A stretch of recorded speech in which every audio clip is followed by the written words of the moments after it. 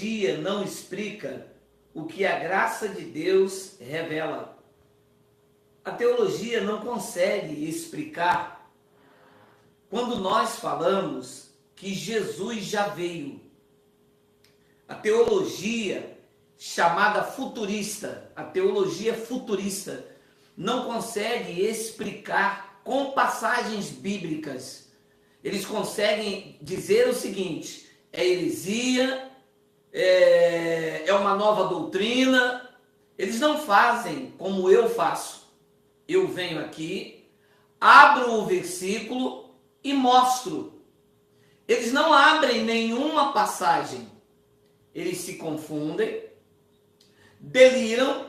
A teologia futurista não está fundamentada na revelação da graça de Deus. É uma teologia antiquada, presa em linguagem de figuras.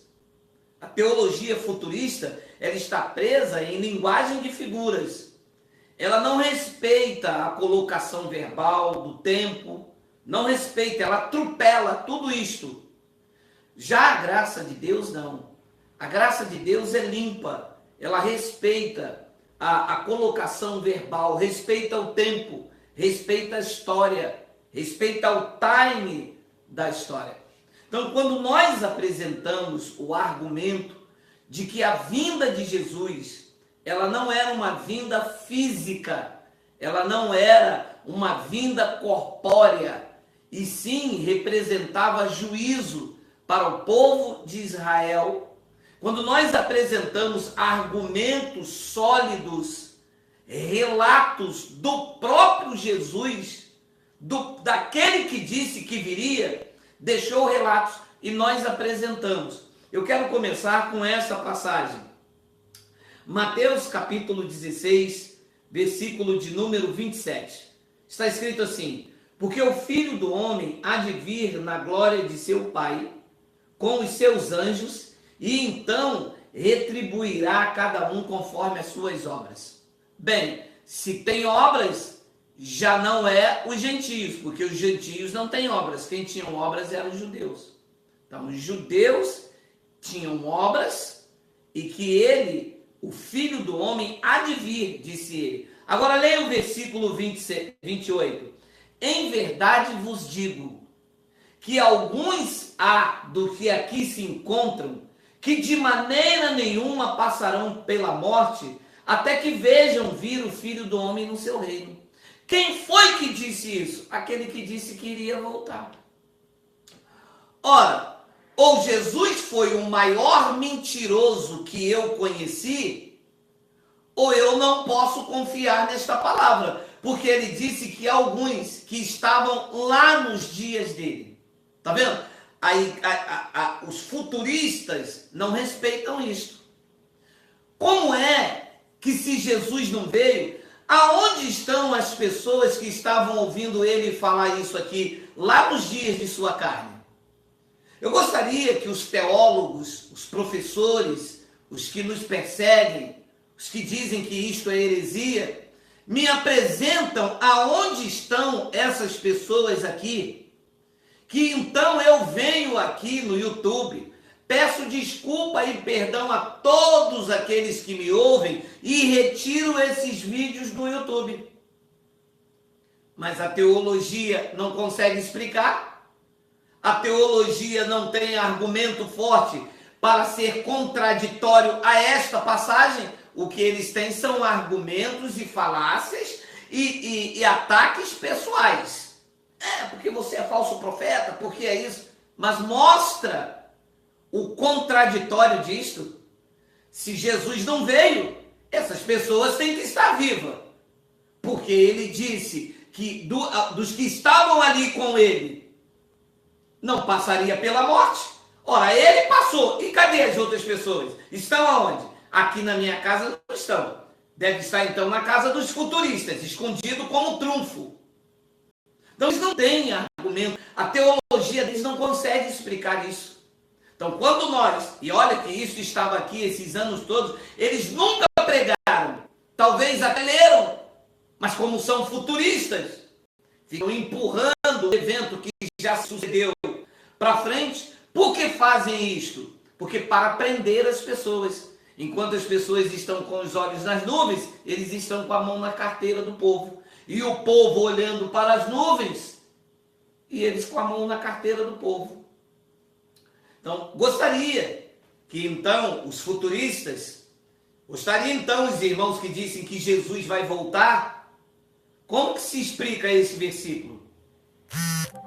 Hein? Como é que aqui ele diz, em verdade, se vocês dizem que ele não veio ainda, então isto era uma mentira. Digo que alguns há, dos que aqui se encontram, aqui aonde? Lá com ele, lá nos dias de sua carne, que de maneira nenhuma passarão pela até que vejam vir o Filho do Homem. Quando confrontado com isso, teve um bonito que me disse assim: eu prefiro acreditar que esta passagem se refere ao Monte da Transfiguração do que dar razão a você. Aí eu disse, então é pessoal.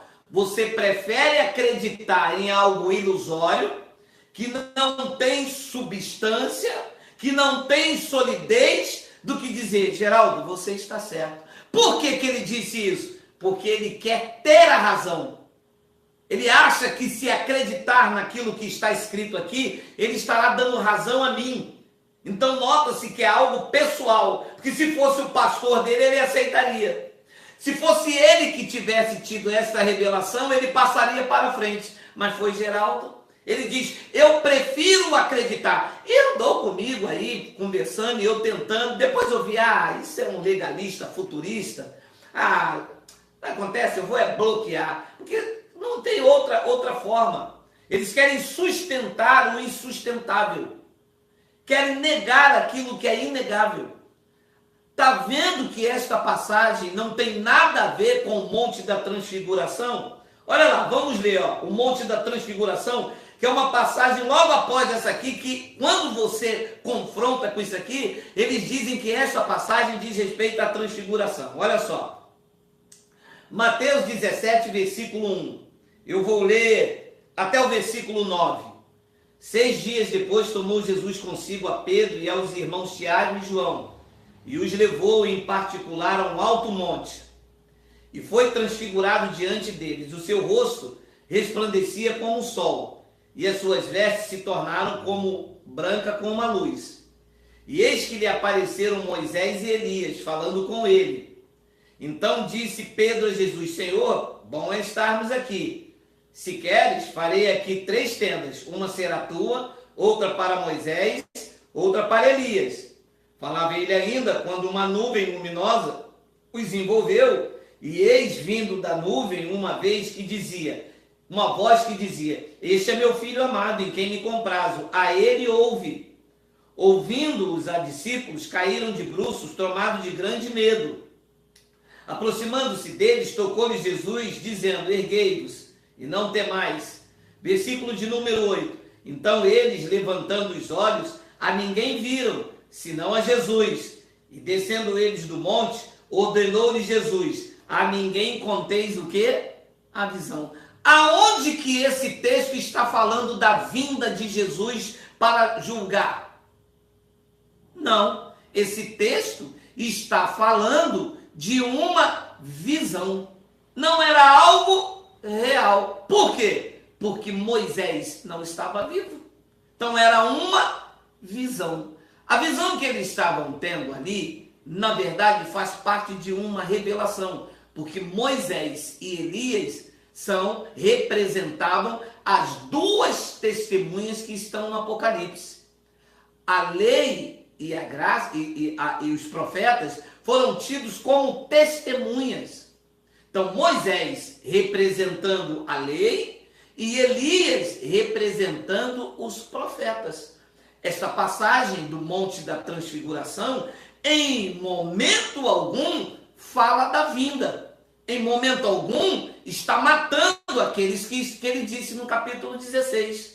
Mas a teologia futurista toma os pés pelas mãos, não consegue explicar porque não tem revelação, ou tem medo de assumir para deixar as pessoas livres, vai gerando esperança de um dia que não tem nada a ver com os gentios.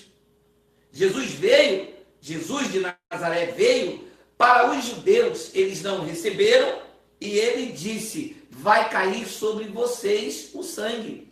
Vocês mataram os profetas. O sangue de Abel vai cair sobre aquela geração em que ele estava. A teologia futurista vai jogando isso para frente, Aí diz que o Monte da Transfiguração, que é uma passagem logo após o capítulo 16, diz respeito àquilo que Jesus disse.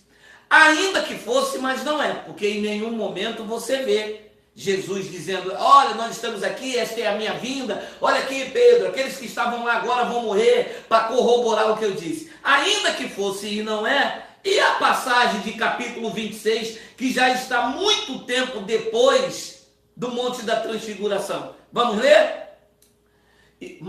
Mateus capítulo 26, versículo 62, esse eu vou ler até o 64. E levantando-se o sumo sacerdote, perguntou a Jesus: nada responde o que este depõe contra ti? Versículo de número 63. Jesus, porém, guardou silêncio. E o sumo sacerdote lhe disse: eu te conjuro pelo Deus vivo que nos diga se tu és o Cristo, o Filho de Deus. Respondeu-lhe Jesus: tu disseste. Entretanto, eu vos declaro que desde agora vereis o Filho do Homem sentado à direita do Todo-Poderoso e vindo sobre as nuvens do céu. 65. Então o sumo sacerdote rasgou as suas vestes, dizendo: blasfemou, que necessidade nós temos de testemunha, eis que ouviste. Olha o que Jesus disse no versículo 24: tu disseste, entretanto eu vos declaro que desde agora vereis o Filho do Homem. Olha, Jesus disse que eles viriam. Se Jesus não veio ainda, cadê esses homens? Caifás morreu. Mas cadê o restante que ele disse que ia ver? Teólogos futuristas, pregadores futuristas, vocês que são contra esta mensagem clara, vocês não conseguem explicar o que a graça de Deus revela. E nos acusam com falácia. Mostra aonde estão essas pessoas. Cadê essas vidas? Aonde estão esses irmãos? Ora, em Mateus capítulo 10, versículo de número 23, deixa eu escrever aqui, Mateus 10, versículo 23, olha aqui. Quando, porém, disse Jesus, quando, porém, vos perseguirem numa cidade, fugi para outra, porque em verdade vos digo que não acabareis de percorrer a cidade de Israel, até que venha o Filho do Homem. Ora, se Jesus não veio, esses irmãos estão correndo por aí. São os irmãos Usain Bolt. Ora, pelo amor de Deus, assumam. Vocês falharam. A igreja ficou por aí anunciando uma falsa vinda. Não há, se examinar as escrituras, você vê que não há sustentabilidade para dizer ao povo: Jesus está voltando, Jesus está voltando, Jesus está voltando, sem analisar esses textos. A não ser que vocês digam, e já fazem isto há muitos anos, chamando Jesus de mentiroso, de falso profeta. É isso que vocês fizeram com as pregações de vocês futuristas. Ora, se ele disse dos que estavam ali, ninguém passariam pela morte, aonde estão esses homens? Devem estar, então, com 2000 e poucos anos, porque é o tempo que se passou. Então, vocês não conseguem explicar esses versículos. E vão empurrando, e vão empurrando. E como não tem sustentabilidade, como não tem clareza na argumentação de vocês, ficam dizendo: são falsos profetas, são hereges, são isso. Mas heresia é o que vocês fazem. Mentira é o que vocês fazem. Então ele disse: vereis o Filho do Homem nas nuvens. Vereis quem? Eles que estavam lá. Então quem é que iria ver ele nas nuvens? Quem é? Atos capítulo 1, versículo de número 10. Está o texto em que eles se baseiam. Os futuristas se pegam nisso aqui. E estando eles com os olhos fitos no céu, enquanto Jesus subia, eis que 2 varões vestidos de branco se puseram ao lado deles. 2 anjos se puseram ao lado da igreja ou se puseram do lado dos varões que estavam lá? Leia no versículo 11. E lhe disseram, os anjos disseram a quem? a varões galileus, porque estáis olhando para a altura? Esse Jesus que dentre vós foi assunto ao céu, virá do modo como viste subir. Então, quem é que iria ver ele nas nuvens? Ele disse em Mateus 26:64, os que estavam lá. Agora, os que estavam lá, possivelmente também eram alguns desses varões galileus que estavam vivos dentro daquele contexto? Sim. Então, eles iriam ver? Sim, porque o evento dizia respeito a eles. Os anjos disseram, vocês vão ver, varões galileus. Depois diz também Apocalipse capítulo 1, versículo de número 7. Eis que vem com as nuvens. João, na ilha de Patmos, escreve às 7 igrejas da Ásia e diz o seguinte: eis que vem com as nuvens, e todo olho verá, até quantos os transpassaram. E todas as tribos da terra se levantarão sobre ele. Certamente, amém. Então aqui está a revelação que a graça tem e que os futuristas não têm. Ora, eis que ele vem com as nuvens, e todo olho verá. Todo olho quem? Do que estavam ali, que não passariam pela morte. Até quantos transpassaram? Quem é que transpassou ele na cruz? Não foram os soldados? Sim. Se ele não veio ainda, os soldados têm que estar vivos, porque foi ele que transpassaram Jesus com uma lança. Sim ou não? Sim. Os futuristas, a teologia futurista não explica isso. Mas se foram os soldados que transpassaram, se Jesus não veio ainda, os soldados têm que estar vivos. Aonde que está? No batalhão de Duque de Caxias? Aqui não está. Não é possível que tem que ter algum soldado romano. Será que estão dentro das igrejas pentecostais? Não é possível. Com mais de 2000 anos. Então é isto que a igreja futurista, quando eu prego isto, eles se assombram. E dizem, mas se Jesus já veio, qual é a esperança da igreja? A esperança da igreja é que ela não ficará mais presa na morte de Ana. A esperança da igreja é que agora ela está salva, ela alcançou a redenção, ela tem o corpo espiritual transformado. A esperança da igreja é que ela não vive num pacto cruzado, ela agora vive o reino de Cristo estabelecido dentro de nós. A esperança da igreja é que quando cada um de vocês morrerem, o espírito será tomado, o espírito voltará a Deus. Não tem nada intermediário, não tem que ficar preso numa morte de túmulo, esperando o juízo como os irmãos do primeiro século. Essa é a esperança da igreja, que eu vou cumprir os meus dias como igreja. Quando este tabernáculo cair, o meu espírito vai imediatamente para o Pai. Enquanto isto não acontece, com este conhecimento, eu vou reinando em vida e em perfeita vitória. Não tem medo, não tem culpa. Não tem esse negócio de romper o trovoada, ou Jesus vai vir, eu vou ficar. Não! Por quê? Porque quando os irmãos receberam esta manifestação, todos os selados têm a sua salvação garantida. E por que a igreja não traz este argumento sólido? Porque não faz bem para os cofres. O que faz bem para o cofre é manter o povo com medo, em dúvida, com a incerteza da sua salvação, numa expectativa vã de que aquele que já veio ainda vai vir. E gera uma falsa expectativa. E ninguém tem a segurança da sua salvação. Então, ele diz aqui uma outra frase: e todas as tribos se lamentarão sobre ele. Ora, meu amado, isso aqui é um país indígena. Que tribo que iria se lamentar? Que está escrito aqui: as 12 tribos de Israel, porque o juízo era para eles.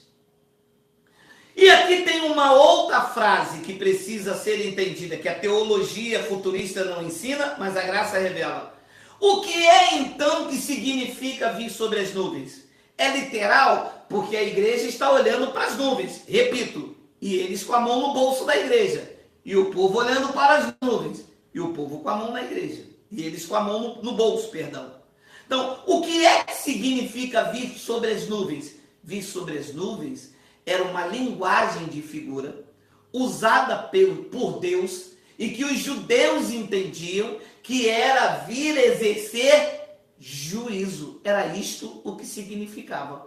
Quando Jesus disse ao sumo sacerdote Caifás que eles iriam ver o Filho do Homem vir sobre as nuvens, Caifás, que era sumo sacerdote, que entendia esta linguagem, estava entendendo que Jesus estava dizendo que ele era Deus, porque quem vinha exercer juízo na nuvem era Deus, como está escrito em Ezequiel, capítulo de número 30, versículo de número 18. A teologia futurista não explica, mas a graça revela. Em Táfilis, deixa eu só tirar aqui, em Táfilis se escurecerá o dia, quando eu quebrar ali os jugos do Egito, e nela cessar o orgulho do seu poder, uma nuvem a cobrirá, e suas filhas cairão em cativeiro. Assim, executarei juízo no Egito, com uma nuvem cobrindo, e saberão que eu sou o Senhor. Está claro isso aqui ou não está claro? Então, Deus, quando vinha exercer um juízo, ele via numa nuvem. A linguagem, a figura de linguagem para os judeus era exatamente esta. Vamos ler? Em Táfilis se escurecerá o dia, quando eu quebrar ali os jugos do Egito, e nela cessar o orgulho do seu poder. Uma nuvem o cobrirá. Deus viria numa nuvem. E suas filhas cairão em cativeiro. Assim, cobrindo com uma nuvem, executarei juízo no Egito, e saberão que eu sou o Senhor. A teologia futurista não explica, mas a graça revela. Depois ele diz também em Isaías capítulo 19, versículo de número 1, sentença contra o Egito. Eis que o Senhor, cavalgando numa nuvem ligeira, vem ao Egito. Os ídolos do Egito estremecerão diante dele, o coração dos egípcios se derreterá dentro deles, porque farei com que os egípcios se levantem contra egípcios, e cada um pelejará contra o seu irmão, e cada um contra o seu próximo, cidade contra cidade, reino contra o reino. O espírito do egípcio se esvaecerá dentro deles, e anularei o seu conselho. Eles consultarão os seus ídolos e encantadores, necromantes e feiticeiros. Entregarei os egípcios na mão de um senhor duro, e um rei feroz os dominará, diz o Senhor dos Exércitos. O que Deus está dizendo aqui? Que ele iria vir exercer juízo contra o Egito, e veria como? Numa nuvem, cavalgando numa nuvem. Podemos pegar isso de forma literal? Claro que não, isso é uma linguagem de figura. Como que Deus vai cavalgar numa nuvem? Nuvem não é cavalo, Deus não anda a cavalo. Como que Deus vai trepar em cima de uma nuvem e vai pocotó, pocotó, pocotó, minha eguinha, pocotó? Não tem como. A teologia futurista não explica, porque está olhando para o céu e com a mão no bolso do crente. Mas a graça de Deus revela. Vir em juízo significa, vir nas nuvens, significa exercer juízo contra o povo de Israel. A parousia, a vinda de Jesus, não diz respeito em acabar com o planeta Terra, tirar a igreja daqui e levar para o céu. Aí vem aqui e destrói a terra. Aí traz a igreja para a terra de novo. Depois passa 1000 anos. Prende Satanás, leva a igreja para o céu de novo. Depois que leva a igreja para o céu, pega todos os ímpios, julga. Depois de julgado, abre o inferno, joga eles lá. Faz uma nova terra e um novo céu. Traz a igreja para cá de novo. A igreja fica 1000 anos aqui. Depois ele leva a igreja lá para cima, com carne, osso, dente, barriga cheia de cuscuz, de mocotó, e fica lá com Cristo para sempre. Meu amado, que história inventada de Steven Spielberg. A vinda de Jesus se deu ao juízo ao povo de Israel. Olha o que diz primeira epístola de Pedro, capítulo 4, versículo 17. Leia comigo, escreva aí, e olha, eu faço um desafio. Se os futuristas me explicarem todas essas passagens à luz da palavra, não com argumentações, com filosofias, com linguagem de figura, e muito menos atacando de forma verbal como eles falam. A arma dos futuristas é o ataque verbal. Faça como eu. Apresenta teses, apresentam passagens claras, limpas e tenham coragem de aceitar o que está escrito. Leia comigo. Porque a ocasião de começar o juízo pela casa de Deus vai demorar 2000 anos lá para o lado de 2050. É isso que está escrito aí? Hein? Hein? Aqui está escrito assim: porque a ocasião de começar o juízo pela casa de Deus é chegada. Vamos ao que a teologia futurista não explica, mas a graça revela. Esta carta foi escrita quando? No ano 62 a 64. Foi escrita a quem? Aos forasteiros da dispersão, na Ásia, Bitínia, Capadócia, Galácia.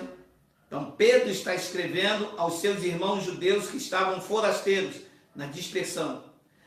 Para Pedro e para os seus irmãos, a casa de Deus era onde? Não era o templo lá em Jerusalém, meus amados irmãos. Não era o símbolo maior, a representação maior da lei, meus irmãos, que o templo ainda estava de pé. Ali diz que a ocasião de começar o juízo pela casa de Deus é chegada. Então, o juízo, a parousia, iria começar por aonde? Pelo templo lá em Jerusalém. Paulo, que também está vivendo dentro daquele contexto ali, porque Paulo não vive na nossa geração, vive naquela, disse que o filho da perdição, o general Tito, ia entrar aonde? No santuário de Deus, a chamada casa de Deus, o templo que estava de pé lá em Jerusalém. Você veja como tem clareza este argumento e não uma falácia. Olha lá, porque a ocasião de começar o juízo pela casa de Deus é chegada. Ora, se primeiro vem por nós. Primeiro vem por nós o que, Pedro? O juízo. Nós quem? Os judeus. Por onde que começaria o juízo? Na casa de Deus, em cima dos judeus. E Pedro perguntou, então qual será o fim daqueles que não obedecem o evangelho? Ora, aqueles que não obedecessem o evangelho, a teologia futurista não explica, mas a graça de Deus revela. Teria a sua extinção. Seria lançado no lago de fogo, que também não é um local onde se queima. Lago de fogo é extinção interna, é um paralelo que se fazia ou que se fez no livro de Apocalipse, de forma mais específica, junto com Geena. Lá no Geena, eram jogados os assassinos, os animais, os tipo um lixão. E a morte extinta seria para os filhos da perdição, aqueles que não obedeciam o evangelho de Deus. Então, entender isso aqui é se render às verdades de Deus, é deixar a falácia, é mostrar a argumentação sólida, é mostrar a palavra clara, sem manobrar, sem iludir ninguém. A igreja está iludida. Jesus vai voltar, Jesus vai voltar, Jesus vai voltar. Jesus vai voltar, mas os pastores estão construindo o templo. O outro me disse, porque em 1948 Israel voltou uma nação e agora 2021 é o fim do mundo. Tá bom? Pega o carro que vocês estão comprando novo, o templo que vocês estavam fazendo, pega todo o dinheiro que está em vocês, dá ao pobre, porque Jesus não vai voltar. Isso vocês não querem fazer? Se Jesus vai voltar, por que vocês estão guardando dinheiro no banco? Para que vocês estão cobrando dízimo se enriquecendo? É porque isto é uma grande falácia, que prendeu, que acorrentou o povo numa falsa esperança e que nunca aconteceu. Nos dias atuais não vai acontecer. Deixa eu abrir um parênteses. Você que está me ouvindo aí no ano 3050, eu já estava denunciando essa mentira, essa falácia. Eu estou aqui no ano de 2020, 24/8/2020. Você que está me ouvindo aí no ano 3050, já estava eu aqui, Geraldo Moraes, denunciando que a vinda do Senhor, que era o juízo, já tinha chegado nos dias de Pedro. Agora eu vou usar Paulo. Hebreus, capítulo de número 10, versículo de número 37. Leia comigo.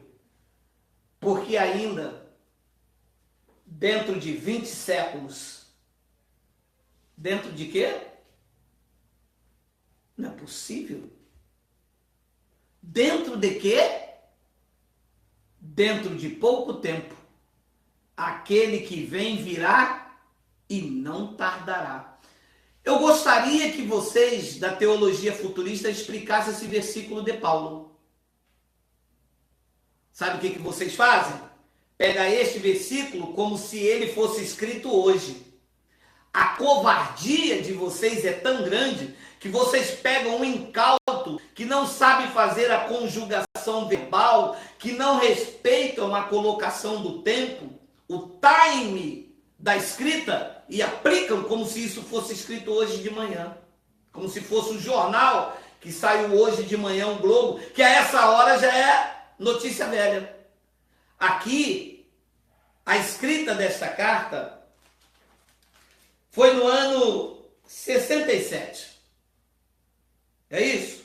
O ano da escrita da Epístola aos Hebreus foi 67. Todos vocês, futuristas, devem concordar com isso. Ora, se esta epístola foi escrita no ano 67, como é que ali no ano 67 ele disse, ainda dentro de pouco tempo, aquele que vem virá e não tardará? Se foi escrita no ano 67, até pouco tempo, é quanto tempo? É 20 séculos, é isso? Porque ali diz pouco tempo, ali diz que não tardará. Ora, de 67 até a queda do templo em Jerusalém, que Pedro disse que aonde começaria o juízo, é pouco tempo ou é muito tempo? Pouco tempo, 67 para 70, 3 anos. Paulo morreu em 68 decapitado, ele disse não tardará, não tardou. 3 anos foi o tempo da escrita até a queda do templo, quando se deu o juízo, de acordo com 1 de Pedro capítulo 4, versículo 17. Aí faz sentido, porque ainda dentro de pouco tempo, aquele que vem virá e não tardará. A pergunta que eu faço aos teólogos futuristas é, do ano 67, da escrita dessa carta, até 24 de agosto de 2020, é pouco tempo? Não, são 20 séculos. Como ele disse então que vem, virá e não tardará? Então Paulo está maluco, está doidão, está que suco? Não, Paulo não estava doidão, Paulo não estava maluco, Paulo não estava que suco. Que suco estão vocês que não respeitam a cronologia da história, não respeitam a conjugação verbal e atacam ferozmente quem lê a palavra com os olhos iluminados, respeitando o tempo cultural, o tempo verbal, a cultura, a época da escrita, que é muito importante para se entender o contexto histórico, e ficam aí chutando para frente, adiando. Então, por quê? Que a igreja futurista, a igreja evangélica, a igreja legalista, a igreja tradicional, junta todo esse pacote, eu chamo de sistema religioso, não apresenta essas teses ou tenta confrontar com versículos. Por que não confronta me explicando esta palavra de Hebreus 10:37? Por que não confronta me explicando aonde estão aquelas pessoas que estavam correndo lá em Jerusalém, que ele disse que não parariam de correr enquanto ele não viesse? Por que não explica aos seus ouvintes que vocês dizem que nós, que pregamos que a vinda do Senhor já aconteceu, por que vocês não explicam quando Jesus disse para Pedro que João iria ficar até ele voltar? Por que é que, ao invés de argumentações com a revelação da palavra de Deus, vocês atacam sendo mal educados, sendo deselegantes e antiéticos? Por que é que vocês não fazem como eu faço? Vem aqui, abro a palavra, dou a quem doer, gosta a quem gostar, mas está aí, não pode ser confrontado. Nada pode contra a verdade, senão a própria verdade. Eu estou aqui lançando um desafio. Vocês me apresentam onde estão aqueles homens que Jesus disse. Vocês me apresentam onde está João, que ele disse que ficaria enquanto ele voltasse. Vocês me apresentam onde estão os soldados romanos que ele disse, ele vem com a nuvem e todo olho virá, até mesmo que os transpassaram vão ver. Vocês me apresentam esses soldados romanos, me apresentem sem ataque, sejam educados, sejam bonzinhos, seja bonitinho de mamãe. Me apresentam eles e eu tiro todos os vídeos que falam que Jesus já veio do YouTube. Enquanto isso, eu acho bom vocês ficar quietinho na de vocês, porque o povo não aguenta mais balela. É por isso que nós estamos avançando no Brasil e no mundo, porque nós apresentamos a revelação da graça de Deus que a teologia de vocês não explicaram, nunca e nunca explicou, só enganou e se enriqueceu. Me apresentem argumentos sólidos. Me apresentem. Porque Paulo disse, Paulo estava dentro daquele contexto. Paulo morreu antes do ano 70. Paulo não viu o juízo chegar. E aqui está a prova do que ele disse. Quem disse isso, quem escreveu isso, foi Paulo. Porque ainda dentro de pouco tempo, aquele que vem virá e não tardará. De 67 até 2020 é pouco tempo? Não. De 67 até 70, quando Pedro confirmou que o juízo viria, é pouco tempo? É pouco tempo. Sabe o que Tiago disse? O juiz está às portas. Sabe o que Apocalipse disse? Eis que venho sem demora. Sabe o que Jesus disse? Não passará dessa geração. Sabe o que Pedro disse? É chegada. Então não adianta vir com um argumento, com pererê, com papapá, com boi na linha, que vocês vão ficar aí morrendo de sede na frente do mar, e aquele que disse que ia vir, já veio, julgou o seu povo, nosso espírito já está em Cristo, a igreja já está em Cristo, casada, aliançada, inseparada, guardada. E o que é que se espera? Se espera apenas esse tabernáculo cair e o Espírito voltar para Deus. Enquanto isso não acontece, nós, os pregadores da graça de Deus, vamos anunciar a verdade do Evangelho e tirar do domínio de vocês, tirar do alçapões de vocês, os filhos de Deus, como tem acontecido nesta nação nesses últimos anos, para que eles desfrutem da posição deles. Muitos que me ouvem hoje estão felizes, seguros, tranquilos e sem temor do mal. Deixaram de ser ameaçados por vocês, deixaram de dar dinheiro a vocês, deixaram de frequentar a sinagoga e ser mandado por vocês, voltaram a sorrir, a autoestima voltou, as pessoas voltaram a ser alegres com as famílias. Chega, ninguém aguenta mais essa mentira, essa falácia. Está na hora de vocês enxergarem a verdade e ensinar isso no templo de vocês, enquanto é tempo, porque não vai ficar pedra sobre pedra. Assim é, assim seja. Estas verdades confrontadoras que a teologia futurista não consegue explicar, mas a graça de Deus revela. Vai embora não, filho. Fica aí ouvindo os abraços que eu vou dar para os eleitos que entendem isso. Olha aí. Manda um abraço para Elisele Paulo de Bagé, Rio Grande do Sul. Moisés Aparecido Garcia de Poços de Caldas, Minas Gerais. Edilson Ferreira Bernardo Guadalupe,